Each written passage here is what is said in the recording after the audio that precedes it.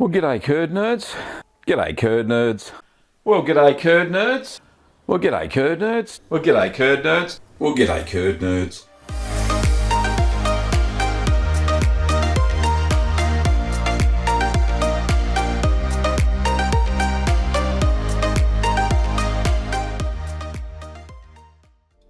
Well, g'day curd nerds and welcome back to Ask the Cheeseman.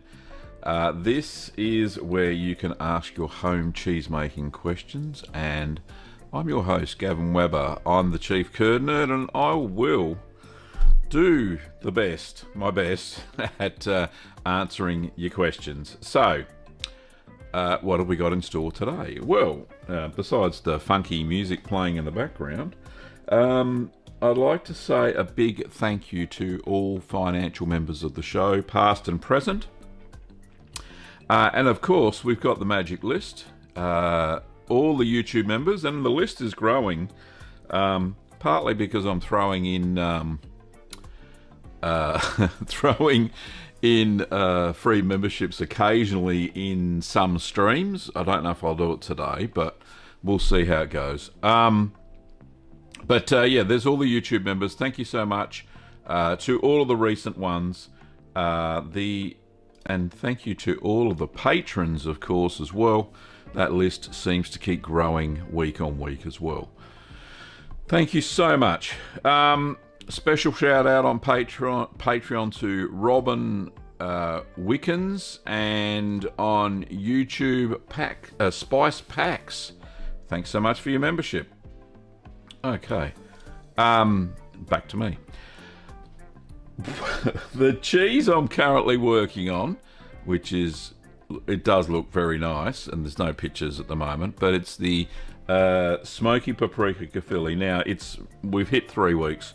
I was going to release the video before the taste test, but I thought I'd wait. So it's ready to be tasted today. I'm going to crack it open and take some of that rub off, which has done an amazing job of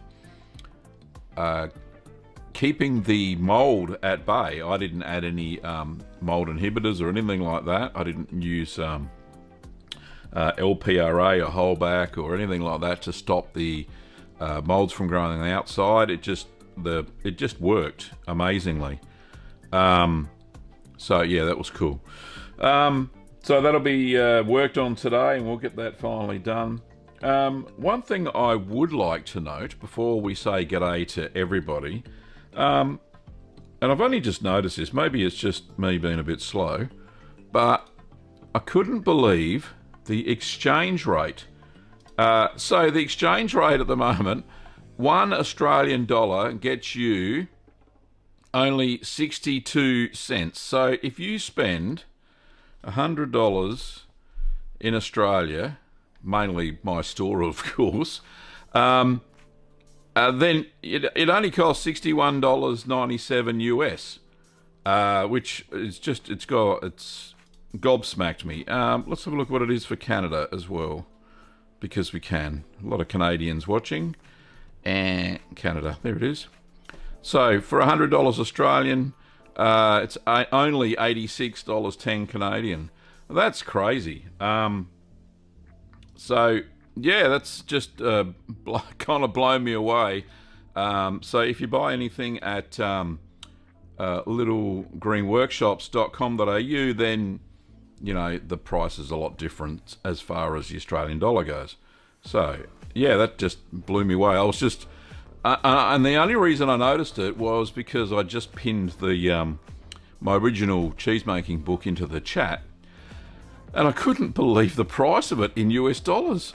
$12.95, that was so cheap. And then I looked at the Australian version, or the Australian conversion, and it was like $20 something. I went, that's just crazy. So exchange rate is in people's favour there in North America at the moment.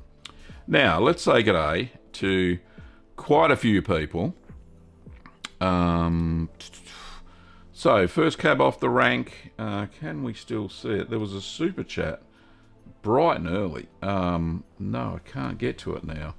It was from Mustafa. Thank you, Mustafa, for the super chat in Turkish lira. And thank you to Jim, who's just Made the light go off. My goodness, there we go. Thank you, Jim, for the $10 US. I'll just take that out there. Says, greetings, Gavin. I do hope you are that you and Kim are well. That I wanted and I wanted to see your light go off. Thanks, mate. Yeah, is Kim well? Yes, she's well. Yesterday she had a bit of a down day, so she slept for most of the day yesterday, but other than that, she's fine.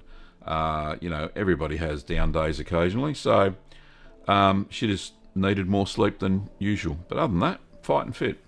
Thank you, Jim. Appreciate it, mate. Who else we got to say good day to? First person was Mustafa, and then Habib. Hello, Habib. Lovely to see you, mate. Very late where you are. Tracy at Cheese Needs. Thanks, Tracy, and thanks for the photo for the gallery. Which, by the way, Curd Nerds, the gallery will be at 30 minutes past the hour, and my time is set, so we won't forget that today. So that'll be cool. G'day, Herb. How are you? Chris, got a question? We'll have a quick chat about that in a minute. Thanks, Chris. Shauna, hello in Tassie. Michael in Adelaide, and Jenny. Thanks for your photos, mate. I've got those for the gallery as well. Ray, g'day, Ray. Titus, g'day, mate. John, hello, John. Patricia, hello, Patricia. Seems like you've recovered from the cocoa pox. I suppose that's one thing to call it. But yeah, I'm glad you came out on the other side pretty good. Big Shoe. Oh, okay. What's that say? Going live just as I have a cheese question. Perfect timing. Indeed. Throw the question. Oh, you already have. All right. We'll get to that in a sec.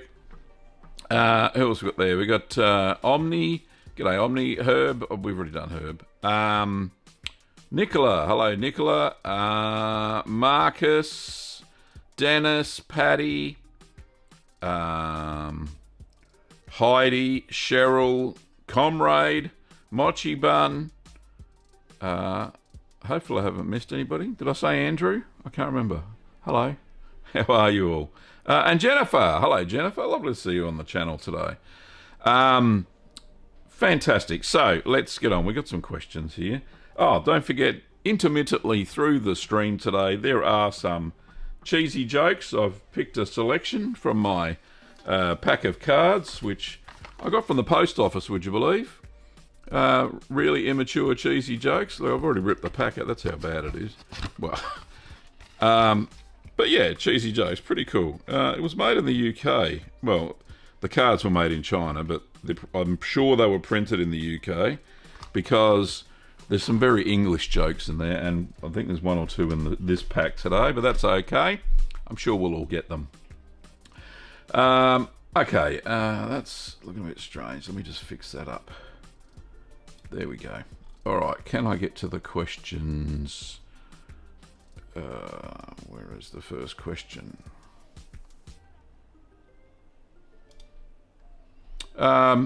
Patricia has a question. Says, Gavin, are you currently reading or rereading any cheese books right now apart from your own? Funny you should say that, Patricia. I don't know, you must have been reading my mind.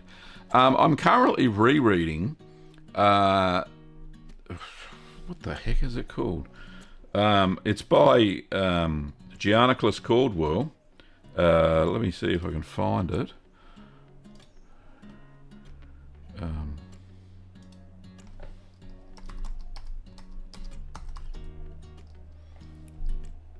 Yeah, there it is.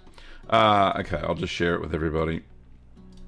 Okay, so it's the Mastering Artisan Cheesemaking by Giannis Caldwell. It's not cheap. That's in Australian dollars, by the way. But it's a fantastic book, and the title is The Ultimate Guide for the Home Scale Market Producers. So I'm currently reading that at the moment. And why did that come on again? Yeah, that's me. Currently reading that at the moment, Patricia, because sometimes you forget things.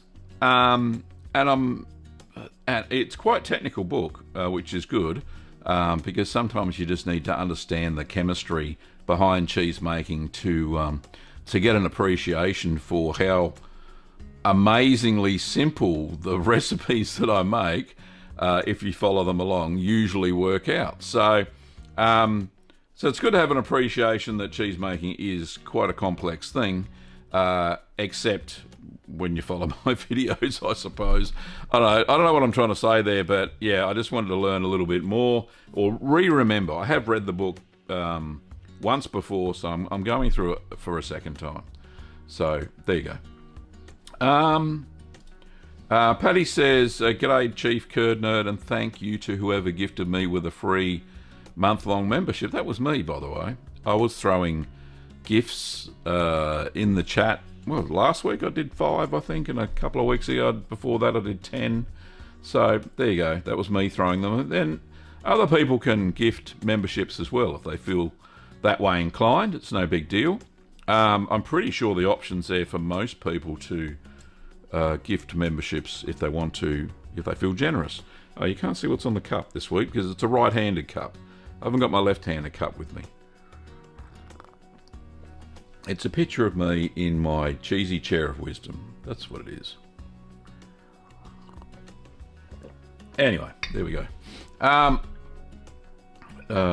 Okay, Big Shoe's got a question. Says, I made some cheddar, jack and Gouda, and none aged well. All tasted nothing like, including a year-old cheddar. Is there a specific way to age aged in fridge at 7 to 8 degrees Celsius vacuum packed? Way too cold for those 3 styles of cheeses. So the average temperature, I think, for those cheeses, cheddar, jack and Gouda, is about 13 degrees Celsius or 55 Fahrenheit. That's the temperature they age the best at. There could be some other factors, especially if none aged well. Salt levels, too much culture made it. You don't really specify, Big Shoe, what was wrong with it, but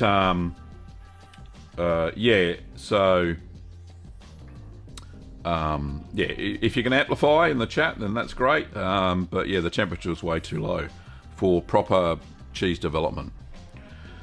Andrew says, I made some cheese a couple of years ago and it was really good, but now I'm going to a wheelchair and it's hard for me to work in the kitchen. But good luck, buddy. I like seeing your show. Thank you, Andrew, and sorry about the wheelchair, but yeah. So, you know, being in a wheelchair doesn't stop you from doing things, so I'm sure you should be able to have a low-down table and be able to still make cheese in a wheelchair. You can give it a go, mate. You can do anything. But why not? Why not, I say? I would always try and find a way to make cheese. Never give up, never surrender. And if you know what TV show that's from, then, or movie. It's from a movie. Okay, Heidi says, greetings from New Hampshire, USA. I've been binge watching and loving your videos. Thank you, Heidi. Appreciate it. Next question is from... Who's this from? Oh, Mochi. I should read the screen. Who's it from? Hi, Gavin. It's Mochi Bun. Hello. Lovely picture of a rabbit there too, by the way.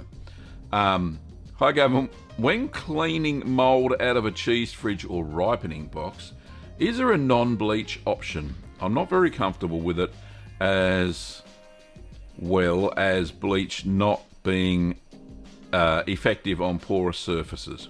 Okay, so before I hit the bleach, which is my final resort, by the way, I only recommend that if it keeps reoccurring too quickly, as in the mold, that is. So with ripening boxes, basically I run them through the dishwasher at about 60 degrees Celsius. What's that in Fahrenheit? Alexa, convert 60 degrees Celsius to Fahrenheit. 6,060 degrees Celsius is 10,940 degrees Fahrenheit. You clown. I'll work it out. Hang on, I got a calculator here. Or maybe I haven't. Where's Siri? Convert 60 Celsius to Fahrenheit. Somebody's probably already done it faster than me in the chat.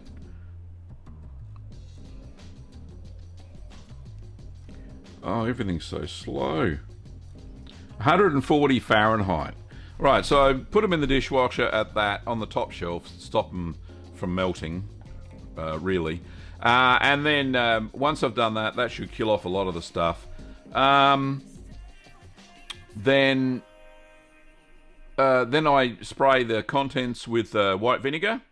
And then I just put the lid back on and then put it back into storage. So I just got a little coating of vinegar. Vinegar's not going to spoil or anything like that. And that kills off most yeasts and moulds anyway.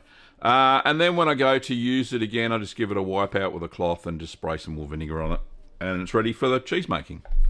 Now, for the cheese fridge, same thing. If you start seeing mould growth, I just take everything out, including the racks and everything. It's a little bit of a process, but then just spray everything with white vinegar and it gets rid of the mould. Usually for about how many months? Probably about 3 months before I see anything growing. Usually it's in the drip tray underneath a little freezer component of the cheese fridge. It's just a dorm fridge or bar fridge that's been converted. And that, if mould's going to grow anywhere, it sits there because the cheese turns on and off and stuff like that. So yeah, it's prone to mould growth if there's any moulds in the fridge.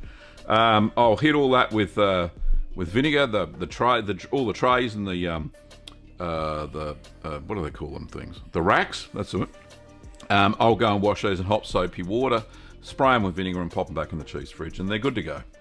So mochi bun, that's what I do. Now, if worse comes to worse, and there's really persistent mould that won't go away, and you keep getting cross contaminations and stuff like that, even when you've got closed ripening boxes, then I hit it with the bleach solution, and that's it. I don't really go there much. Okay. Jennifer says, I'm reading that one too. It slays.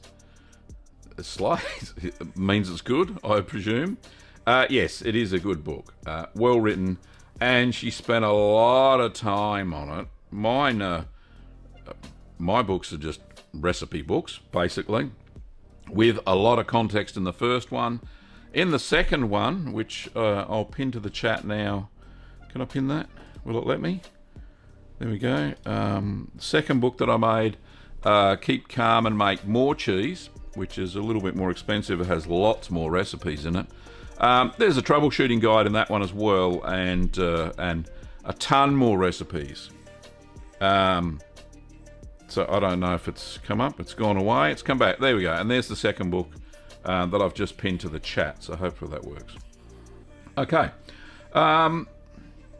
Cheryl says, I'm going to make goat's milk feta.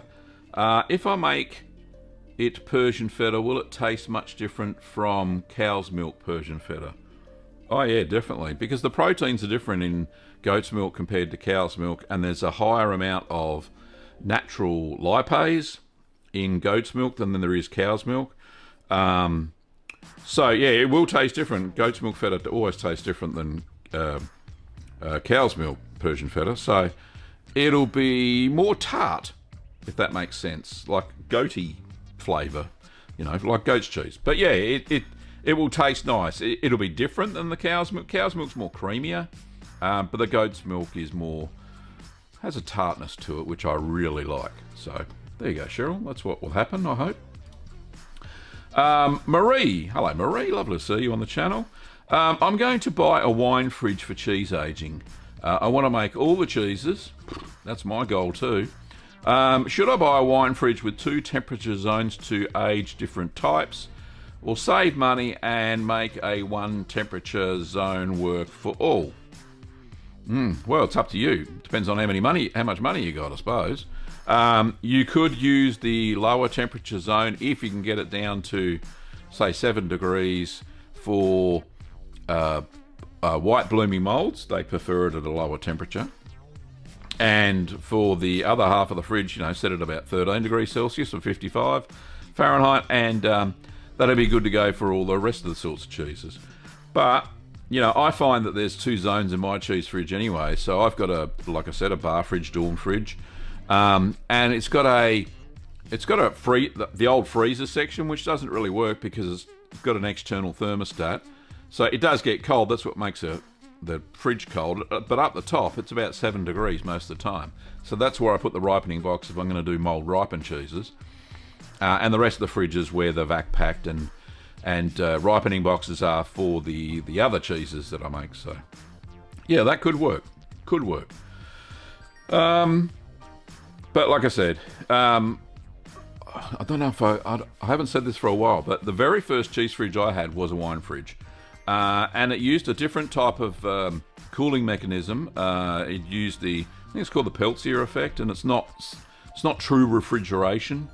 And I found here that during the summer, because I've got it in the laundry, which is not really heated or cooled, the temperature of the cheese fridge got up to about 20 degrees Celsius, even though I had it set on 13 in the Australian summer, because it got quite warm in the laundry. It really can't handle too much heat. During the winter, no problems. It stays at the right temperature, but I found that it drifted a bit. Now, wine fridges may have changed these days. I may have had a dud model with a different kind of heating cooling effect. So I went and bought a normal bar fridge and put an external thermostat on it. I've now got the Inkbird 308, which I think you can find a link for down below in the video. So yeah, great question. Thanks, Marie. Big Shoe says the Jack I only aged for a month was good tasting, but I'll try aging my cheddar and Gouda at 55 and see in 6 months. Thanks for the answer. No problems at all. Alexa needs a hearing aid. Yeah, no, I stuttered. Yeah, if you stutter, she started because I said her name. Stop it. Can I show what I've got? Let's have a look. The cable's not long enough. Doesn't matter. I've got an Alexa show, and stop it, Alexa. I've got an Amazon Echo show just here. It shows me the weather and all these sorts of updates and the times, different world time zones, and anyway, it controls my smart home, which I've recently embraced the smart home concept. Probably because I'm sick of bending over and trying to get to power points in the wall, sockets in the wall that I just can't reach anymore because, starting to get a little bit of arthritis in my fingers and my knees and stuff like that. So I said, well, is there something out there that can help me with this? So it does. It's all good. Very cool. Thanks, Patricia. Yeah, cool. Mixing with Mandy says, never give up, never surrender. I needed to hear that for life. Indeed, it is true. Good motto. Great TV show, a great movie, Galaxy Quest, for those who didn't get it. I didn't see anything in the chat if anybody saw what it was. Comrade Catastrophe said, I didn't know you had a book, just bought it, thanks. No problems at all. Thank you so much for purchasing that. Cool Cat. Good evening, Curd Nerds. Good evening from Le Grand Fromagerie. Good name. The Grand Cheese. That's me. And where are you? GB. Great Britain? Sounds good. You're up late. Small Town Machine Shop says, does liquid smoke work well as a flavouring when making the cheese? Yes, indeed it does. I have added liquid smoke to a Gouda, and it worked well. It had a very subtle flavour. What I would have done, and I think I said it in the recipe on the channel, so look for liquid smoked Gouda, or Gouda, as they say it in the Netherlands. And I would have rubbed some on the outside during maturation and would have given it a more smoke. I put it into the milk, and there was a subtle smokiness, which was lovely. So yeah, that'll work. Marie says, if space were no issue, would you recommend a Dutch-style press and a wall press, or the screw turn-on-top style? Don't know what they're called. It's just a screw press. If space, well, depends on the size of cheese you're making. So this is the thing. The little screw top press works fine with the 165mm basket that we sell on the shop. And it's good at estimating pressure, and I've never ever had any issues with it. And it's great for smaller cheeses up to about between 10 to 12 litres of milk, which is about 3 gallons. Now, if you want to go bigger than that, and that's what I found, I was gifted a Dutch-style press. It's a double-lever compound press, which you can apply so much pressure to, which is fantastic. And you can use really big molds, therefore you can use really big amounts of milk to make big cheeses. So it depends on how big of the cheese you want to make. So that's what you need to have a think about. Cool Cat says, can I get a signed copy of your cheesemaking book, Gavin? I'm going to buy a copy anyhow, but a signature will be as sweet as a nut, sir. Yeah, you definitely can. Now, the ones that are pinned, obviously, in the chat are digital versions. They're digital downloads. You get a PDF copy. You can get a signed copy. There is... Let me have a look. Do I have any in stock? Let me just go to the gallery for a second. I do have a printed version. Remembering this is in Australian dollars. Is that the printed version?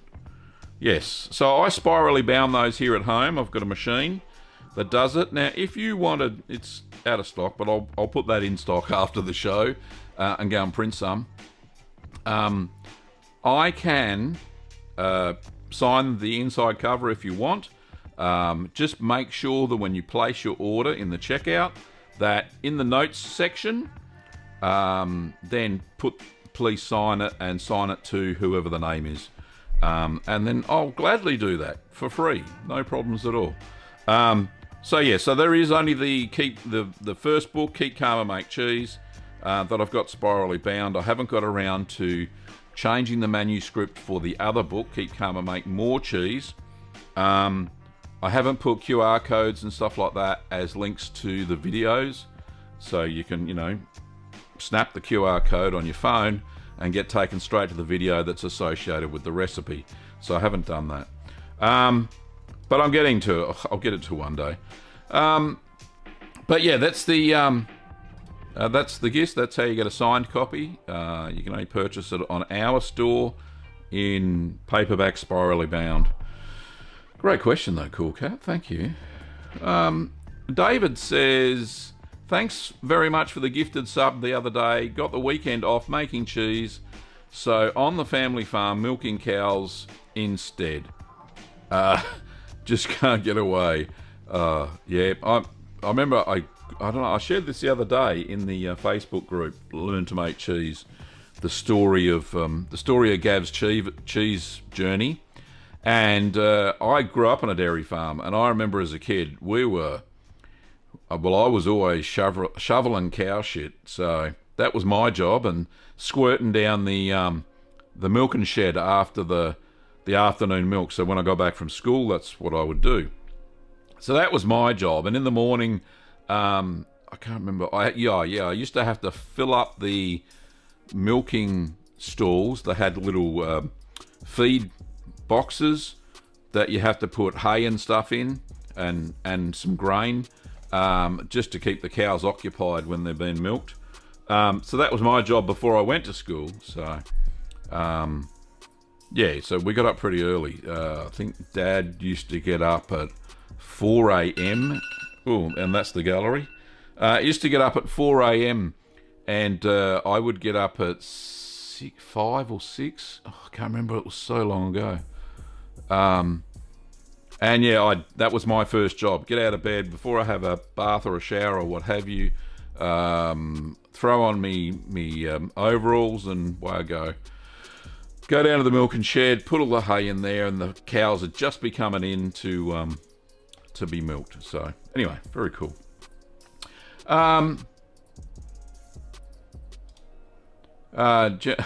Jen, what's this? Jim said, Jennifer, did you ask Gavin about the cheese that your husband froze? No, she hasn't. And Jennifer says, do you ever use a cheese trial? I just bought one to test a blue cheese, and I'm so excited to try it. Did you ever use a cheese trial? Yeah, funny you should say that. I sell them. Hang on. I'm going to break the fourth wall.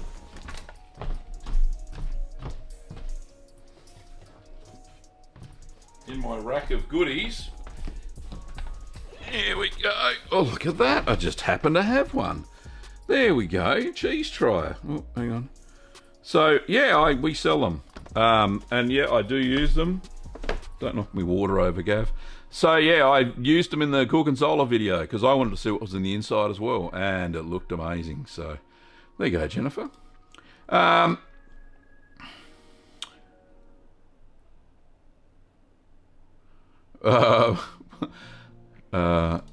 Jennifer says, I did back in the beginning. He said he thought it was coliform, I think, but we haven't talked about it since.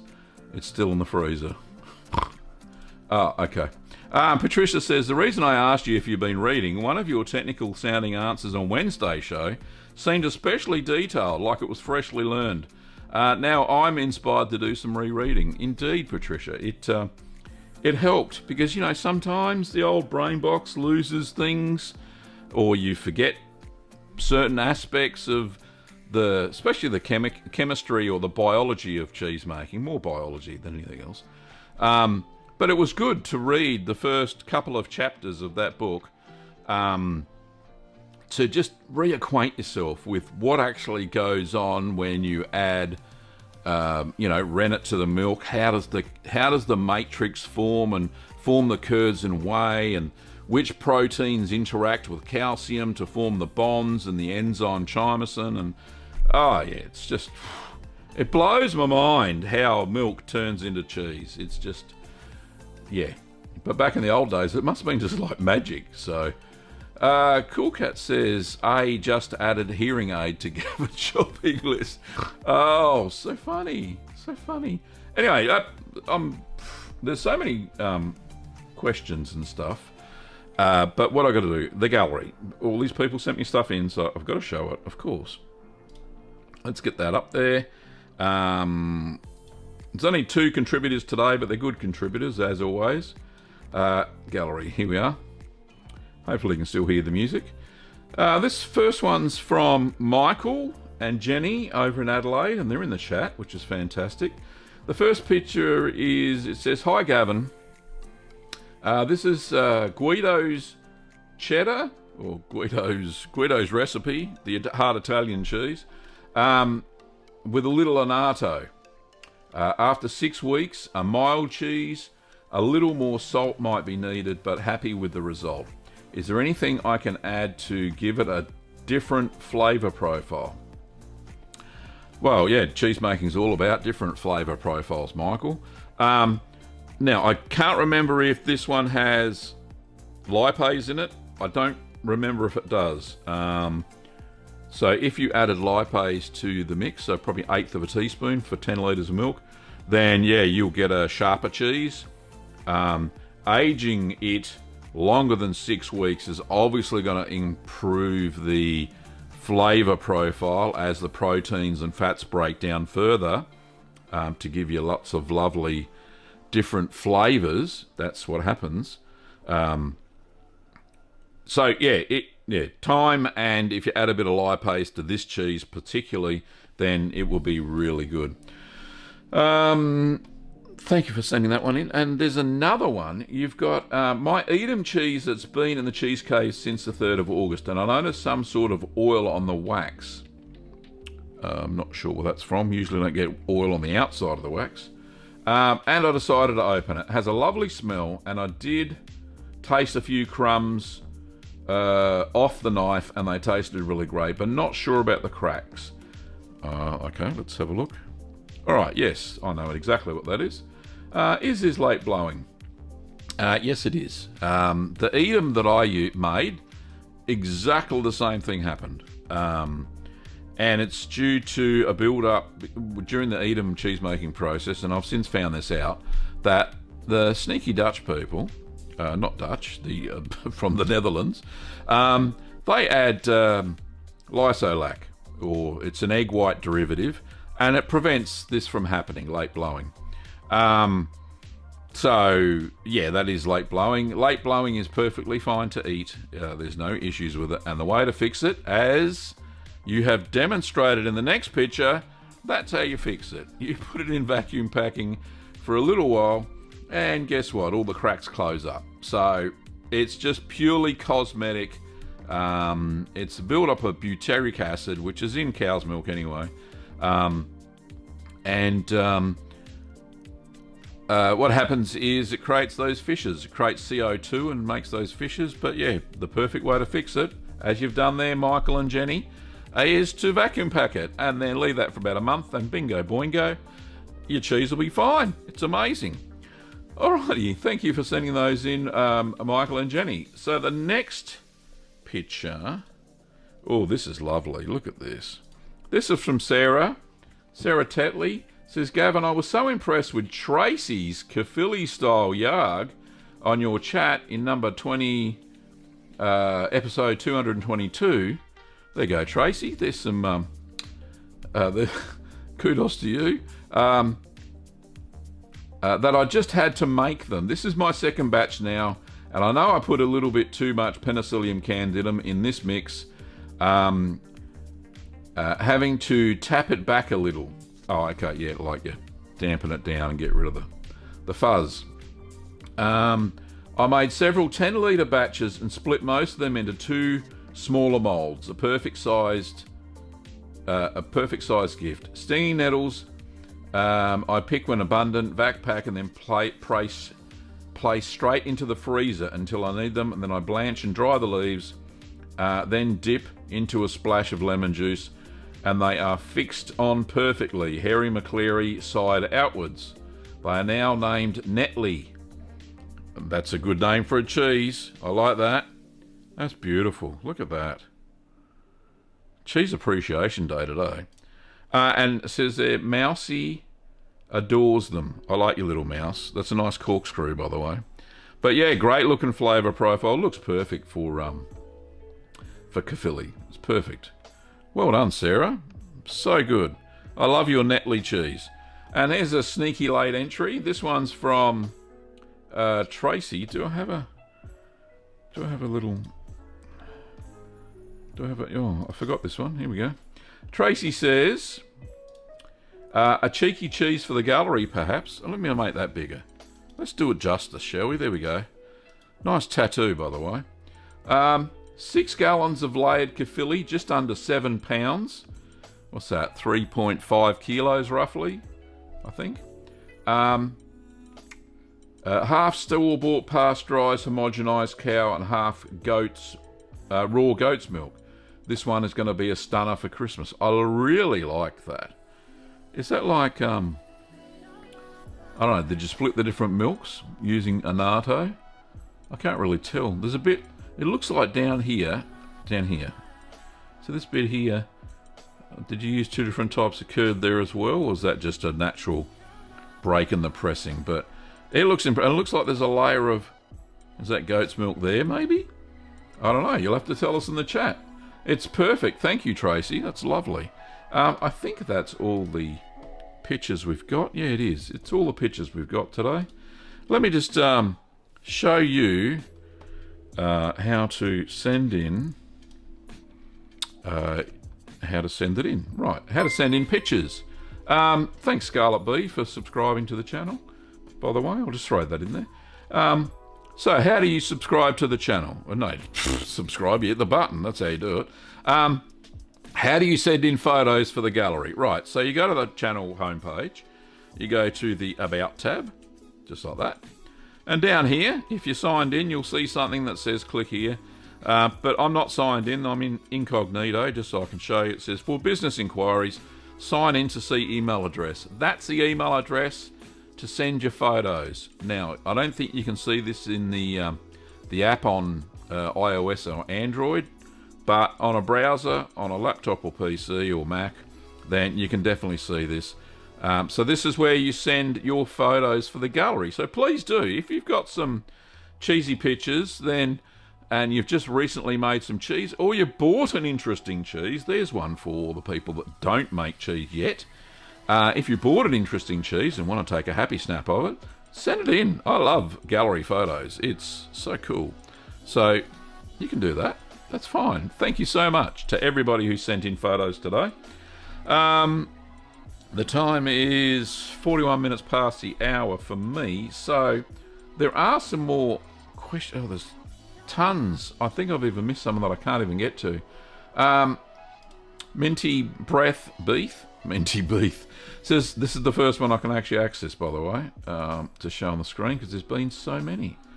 Yeah, I can't get any further. Says, I normally don't like smoked Gouda because they have a metallic aftertaste.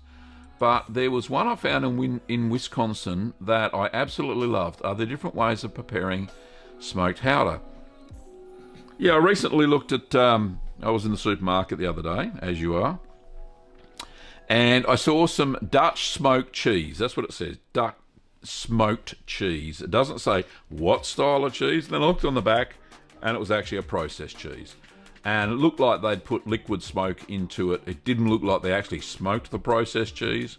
So I'm thinking they put liquid smoke into it. And that's the one that I also have had a slightly metallic aftertaste. So that's not Gouda. That is a processed cheese. And it comes with a brown band around it. I don't know what that is, but I always cut it off. But yeah, I think it's an imitation. It's not real cheese per se. So I looked on the back and there was all sorts of emulsifiers and it wasn't sodium citrate that I normally use to make runny assorted cheeses.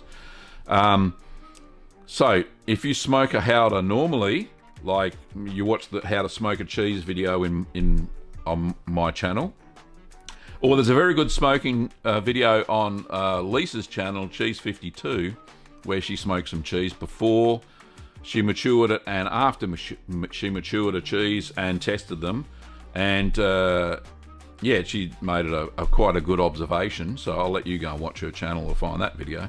But yeah, that if you find a true smoked cheese, then it should not have any metallic aftertaste whatsoever. Donna says hello. Late to the party, Donna. Lovely to see you, mate.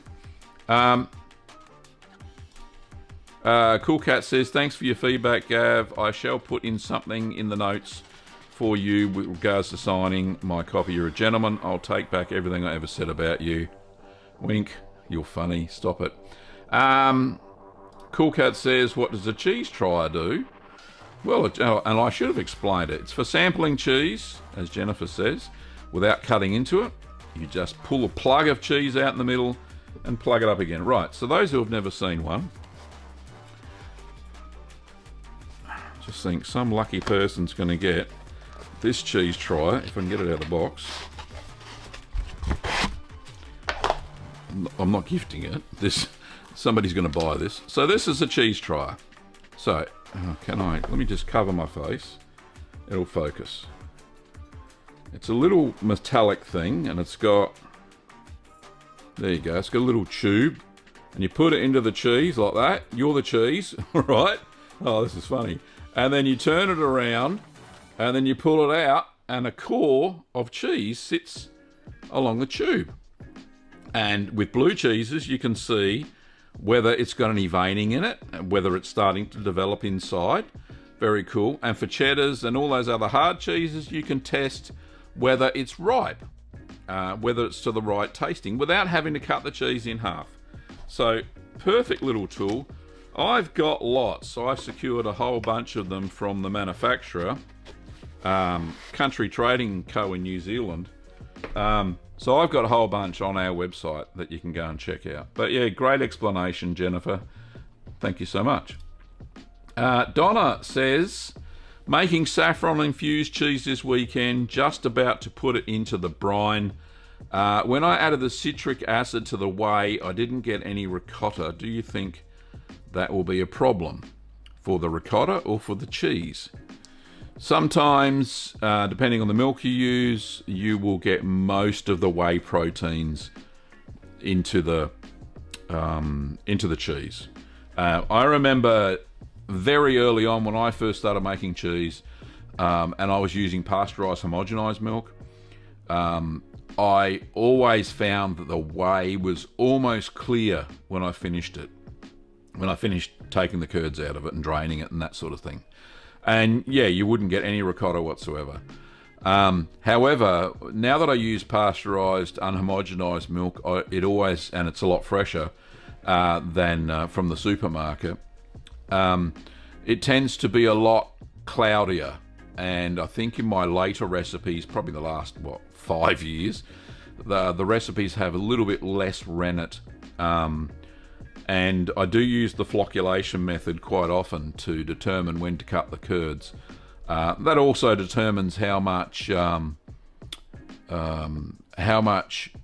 fat is still in the whey as well, which adds to ricotta when you add citric acid or vinegar or what have you to it. Anyway, I hope that answered your question.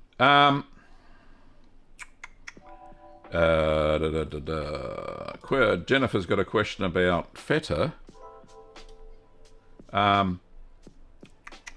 Says, I made a few little wheels and had them brining in 8% solution at 50 degrees Fahrenheit. At what point can I transfer it to a jar of herby oil to brine? Okay, yeah, good question.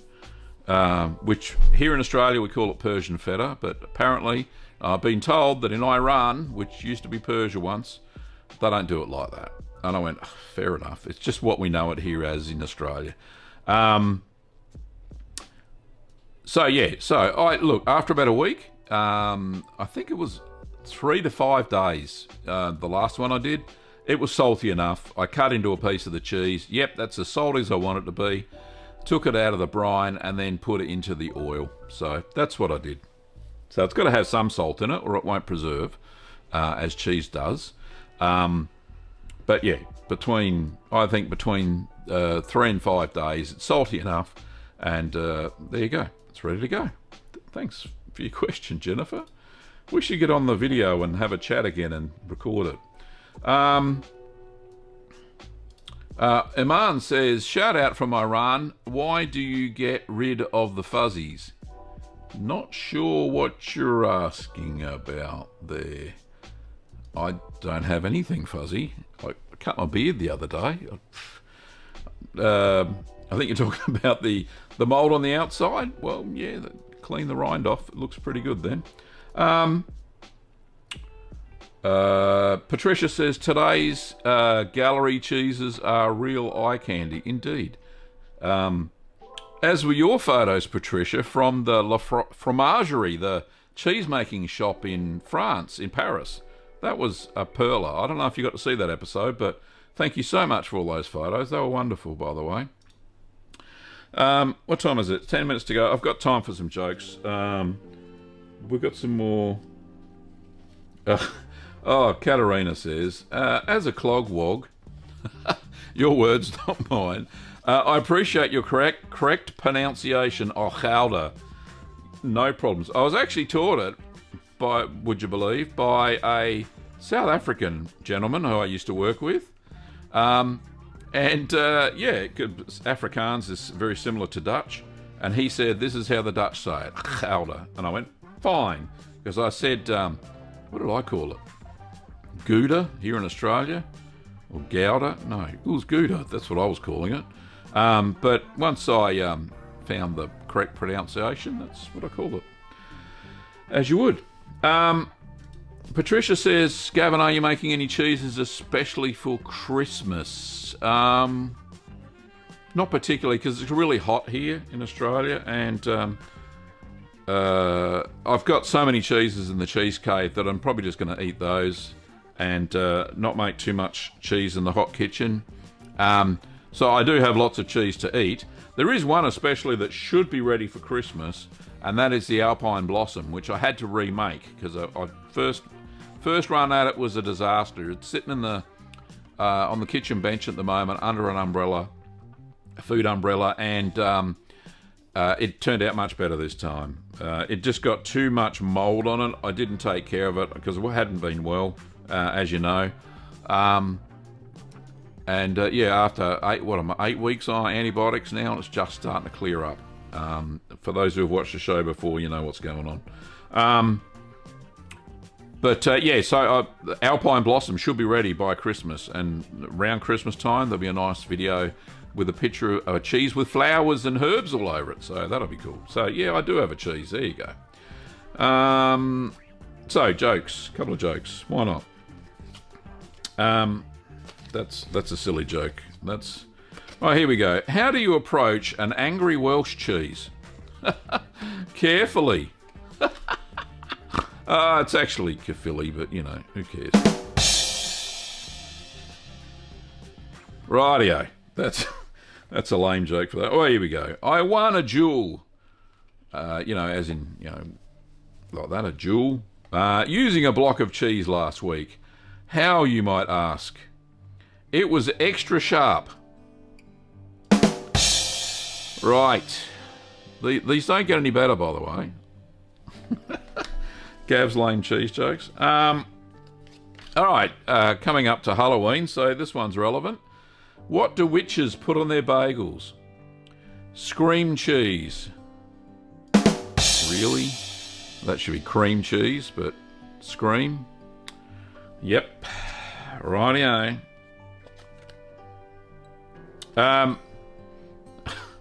Guess what? I made a joke about cheese. Let's just say it didn't age well. Oh, yeah, nice. That's more of a statement than a dad joke. Lucky last. Why do scrap salvagers like cheese so much? Because they sort through debris to earn some cheddar. Rightio. It's all in the delivery, ladies and gentlemen. Right, that's it for the cheesy jokes today. I'm sure there's some more questions. Let's have a look. Oh, goodness me.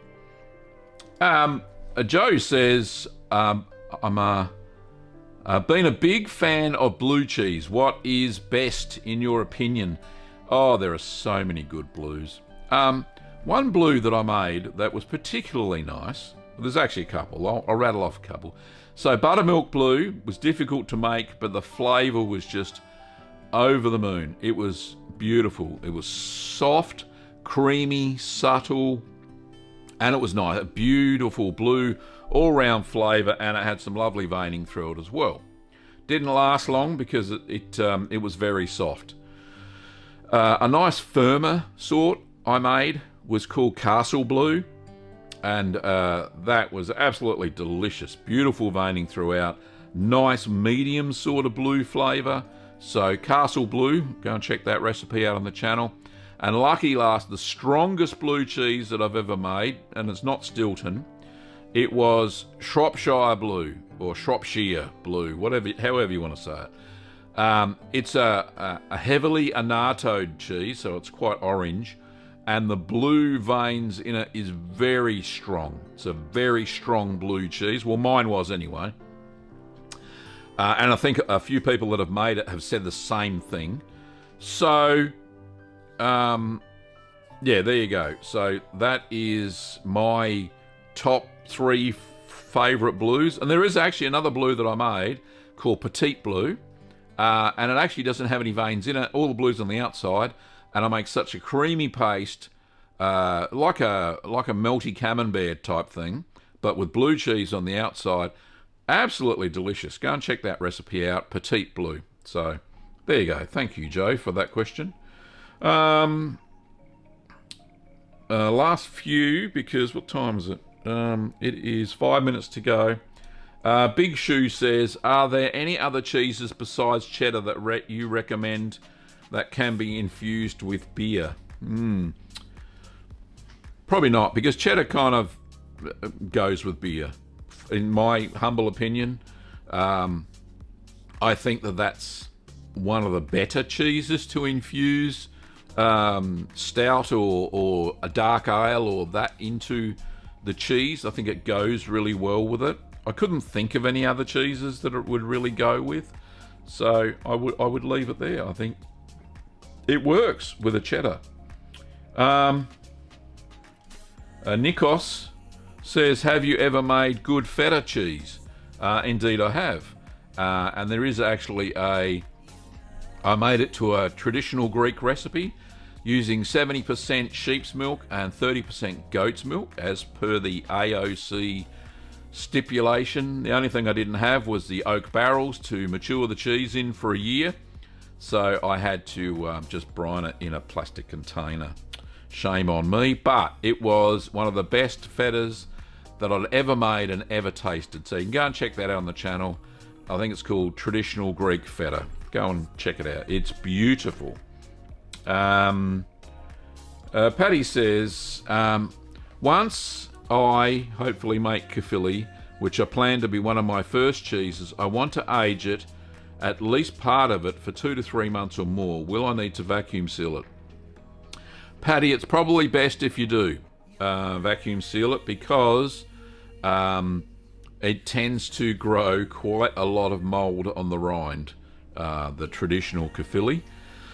And usually, because it's a moister cheese, not a lot of whey is pressed out of it. It's because of the moistness on the cheese. It tends to be ideal for growing mold on the outside. So yeah, vacuum seal it. Now, remembering, because this is a fresh sort of cheese, 3 weeks of aging normally before it's ready for market and to eat. If you age it longer, you may get some complications with it. I'm not sure. I know people. I have accidentally left a Caerphilly in the cheese fridge for it was about 2 months. I didn't go any longer than that, and yeah, it was delightful, but it was starting to lose some of that fresh taste that it has, if that makes sense. So if you age it a bit longer, because it does go through the cheddaring process and so on and so forth, but it doesn't lose a lot of moisture like cheddar does, for instance. The flavour profile is a bit different. Minty Beef says, are there any beginner-friendly cheeses I could make that will be ready for me to eat by New Year's Day? My family likes to make charcuterie boards, and I'd love to surprise them with a homemade cheese. Okay, so what is it? It's mid-October. So, yeah, there's lots of cheeses that age within 2 months, easy. So definitely, like, if you want to make so there's a few cheeses you can make. So halloumi is a good one. Don't know so much on a charcuterie board, but for a charcuterie board, if you want to present a wheel of cheese or two, then Caerphilly, definitely. It wouldn't be too much. As I just said, 2 months is probably good for the age of that. Guido's hard Italian cheese is a good one as well. That age at 2 months, it'll be perfect, be lovely. So there's 2 good cheeses that would be perfect for New Year's Day. So yeah, give those a go. So Caerphilly and Guido's hard Italian cheese are a couple. You could probably even squeeze in a blue cheese within 2 months. Yeah, so you could try the gorgonzola recipe that I've got on the channel. So that'll work, Minty. Okay. C. Scarsden says, have calcium chloride something to do with chlorine, but in NaCl, which is salt, there is also chlorine. In some countries they put chlorine in water, but I remember you speak not to put... Right, so there's some confusion. Calcium chloride is not chlorine. Different chemical. Different molecular structure.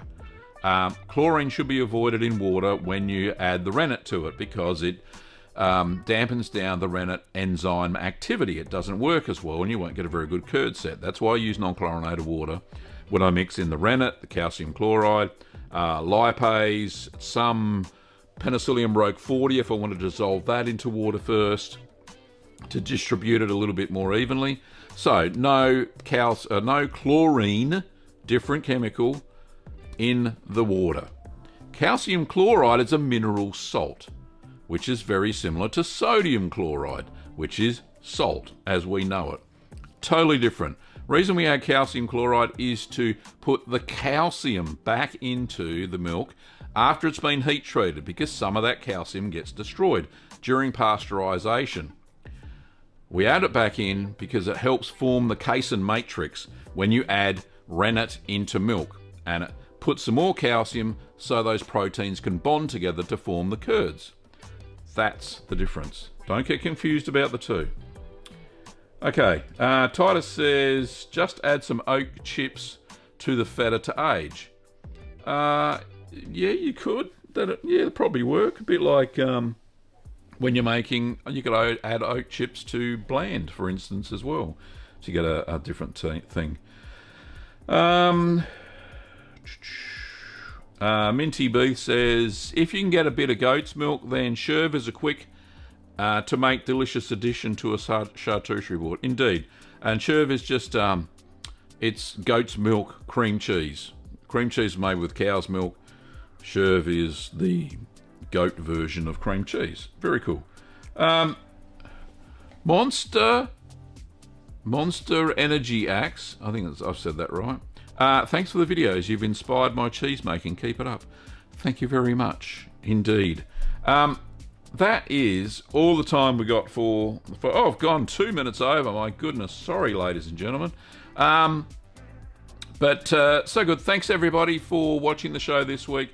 Don't forget, if you want to learn to make cheese, you could do no worse than popping over to the Curd Nerd Academy, courses.littlegreenworkshops.com.au. There's a beginner's cheese making course where you learn how to make 9 different cheeses, plus all the explanations about cheese making. Lots of video tips, recipes that you can print out yourself. So yeah, it's all good. And you get a free copy of the book as well. Keep Calm and Make Cheese, the first one, at the end of the course. It's all there for you. And you get a discount code for our shop too, if you're into that sort of thing.